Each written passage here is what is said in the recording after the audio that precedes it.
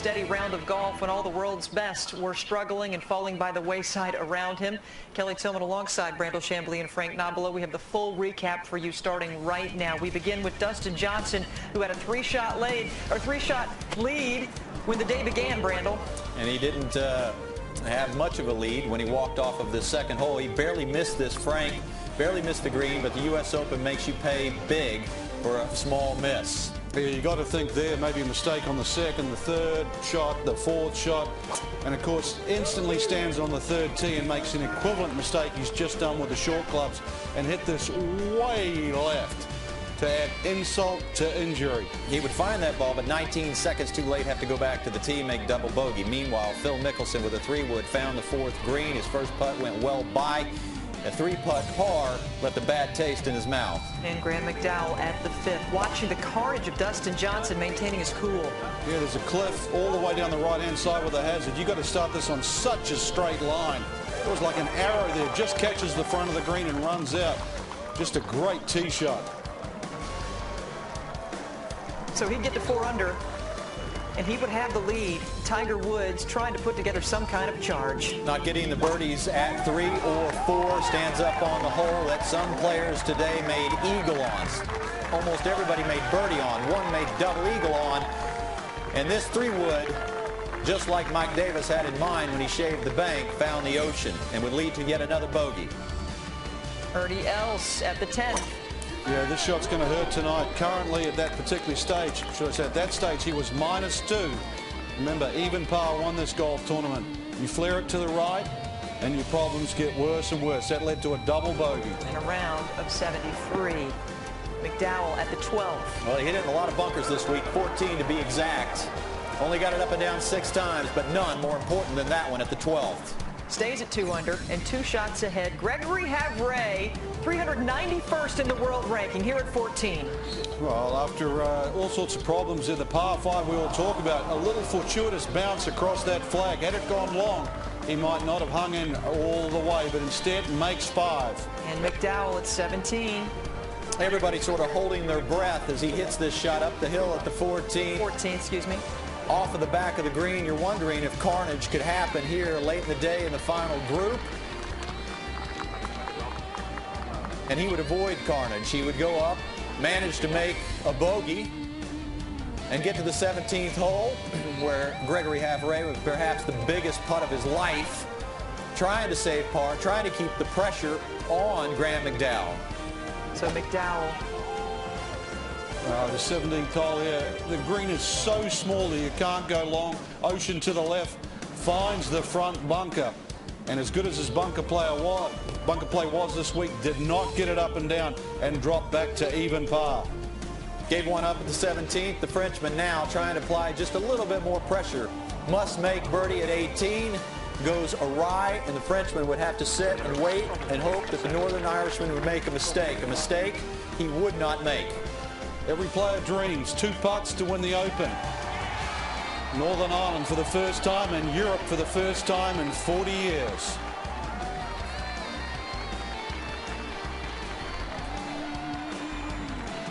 Graeme McDowell soaking up the moment with his father. And what a happy Father's Day for the McDowell family. Right here at Pebble Beach. It just doesn't get any prettier than this. McDowell by a shot, and it amazes me, guys. The lead was 6 under after 54 holes. How the USGA does this. The winner, again, at even par. Well, Phil Mickelson sort of called it after round number 2. He said, look, nobody's going anywhere. None of these leaders are going anywhere. And, you know, that was kind of in doubt when the day began, but Phil Mickelson nailed it. Even par wins this championship. And, Frank, this golf course, you mentioned it, one of the shortest on the U.S. Open Rota, still managed to hold its own after 100 years. Yeah, it's amazing, 7,000 yards there. And you mentioned the lead changing so quick. Spare a thought. Dustin Johnson, 25 years of age, 3 wins and 7 over par after 7. And you know, what a hellacious round. And to walk that way for 4 hours, what he must be feeling tonight.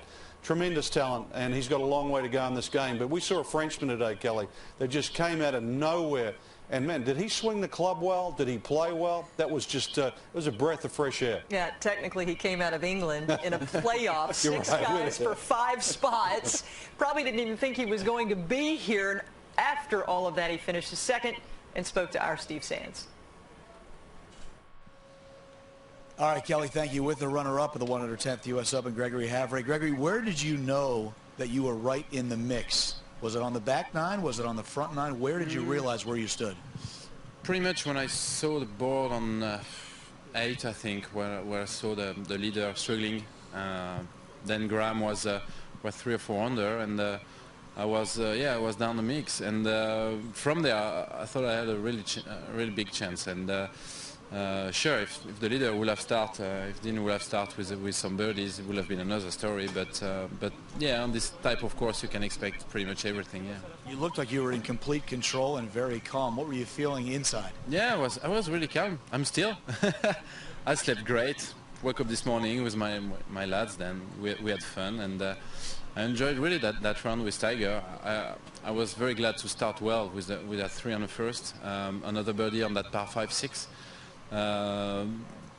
For sure, this puts you in contention, and then you're more focused, and that's great. But my golf is quite nice and solid at that time, and I was confident, and yeah, that was the thing. Yeah. If you had to take back one hole, would it be the 71st hole, 17 on Sunday?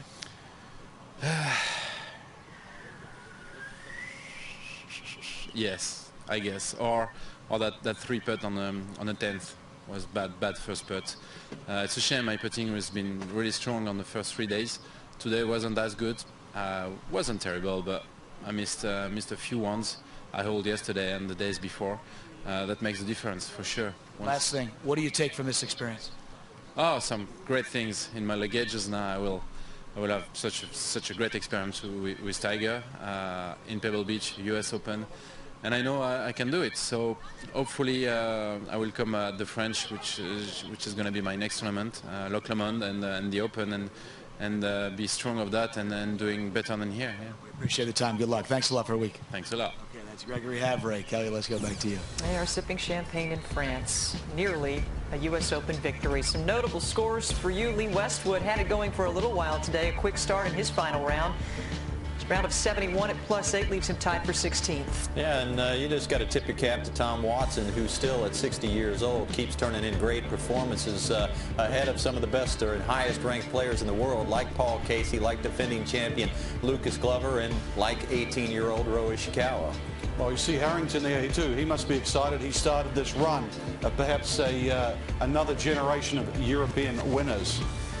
Well, when our show continues, you will hear from your U.S. Open winner, Graeme McDowell, and his father, Kenny, who shared that emotional and priceless moment there on the 18th green at Pebble Beach. That and more as our coverage continues from Pebble Beach. We are live from the U.S. Open.